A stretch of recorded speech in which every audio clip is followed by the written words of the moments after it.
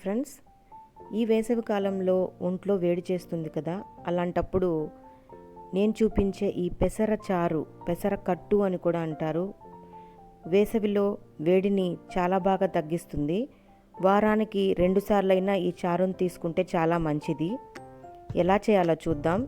ఇంట్లో ఉన్న ఇంగ్రీడియంట్స్తోనే తక్కువ సమయంలో చక్కటి చారు చేసుకోవచ్చండి.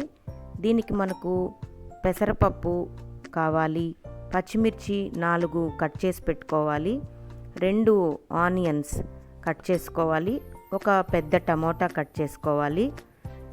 తాలింపు వేయడానికి గీ యూస్ చేయండి. నెయ్యితో తాలింపు చాలా బాగుంటుంది. ఇవి తాలింపు గింజలు. 2 ఎండుమిరపకాయలు అవసరమవుతాయి.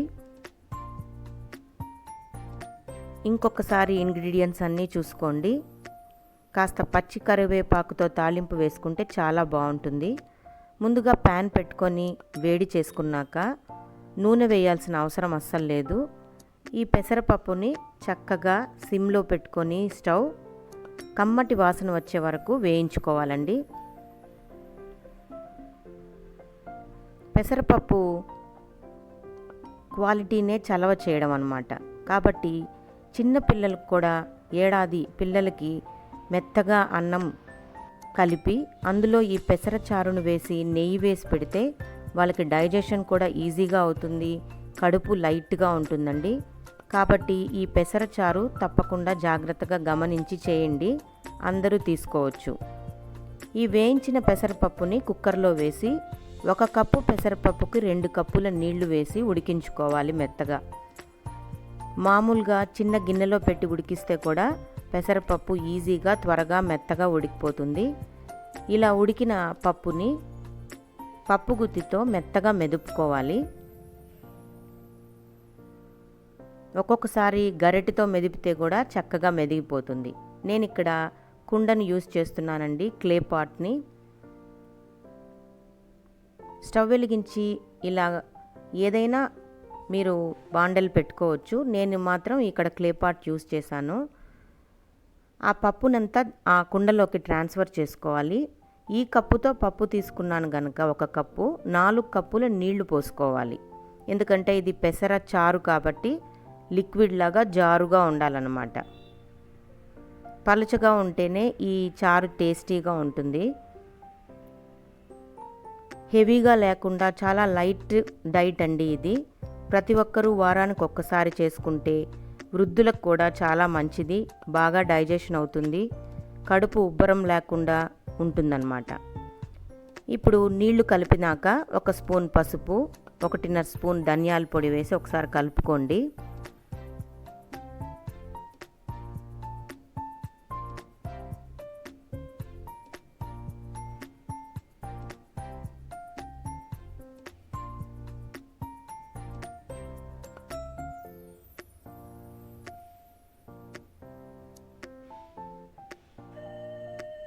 అలా కాస్త ఒక బాయిల్ అయ్యాక మనము కట్ చేసి పెట్టుకున్న పచ్చిమిర్చి, ఆనియన్స్, టమాటా ముక్కల్ని కూడా అందులో వేసుకోవాలి.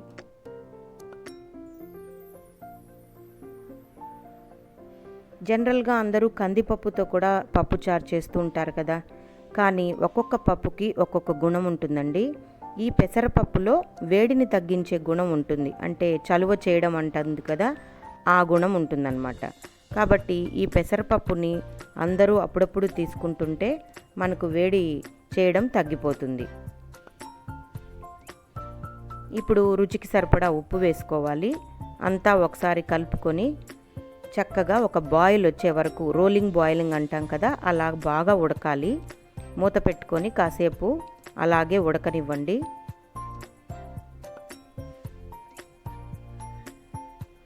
ఈలోపు మనం పోపు వేసుకుందాం. ఒక పెనం పెట్టుకొని అందులో నెయ్యి యాడ్ చేసుకోండి.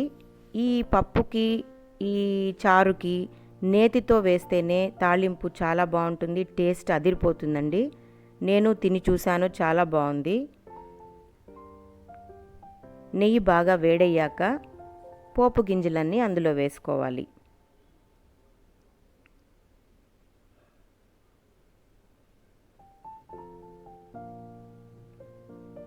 గింజలు వేగాక 2 ఎండుమిర్చిని తుంచి వేసుకోండి.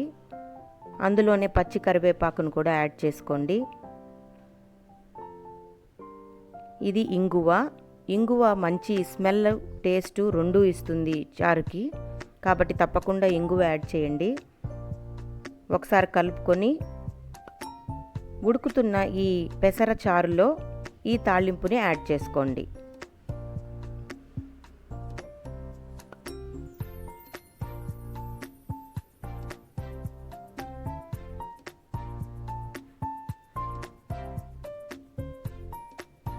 ఏ కూరగాయలు అవసరం లేదండి. ఇంట్లో పెసరపప్పు, ఆనియన్, టమోటా, పచ్చిమిర్చి ఉంటే చాలు చక్కగా ఈ చారుని చేసుకోవచ్చు.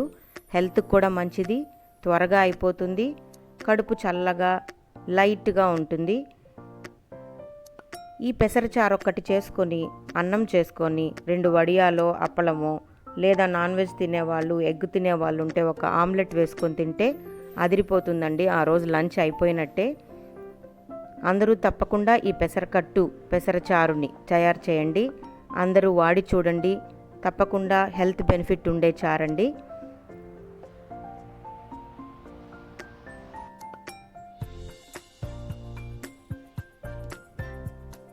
చూస్తున్నారు కదండి. తప్పకుండా ఈ డిష్ని ట్రై చేస్తారని అనుకుంటున్నాను.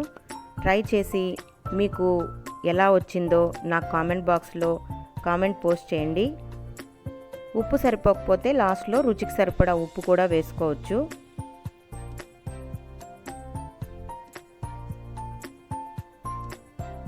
ఓకే వ్యూయర్స్, అందరూ నా ఛానల్ని సబ్స్క్రైబ్ చేసుకోండి. మరిన్ని వీడియోస్తో మీ ముందుంటాను. Signing off from Mom's Kitchen. Bye bye.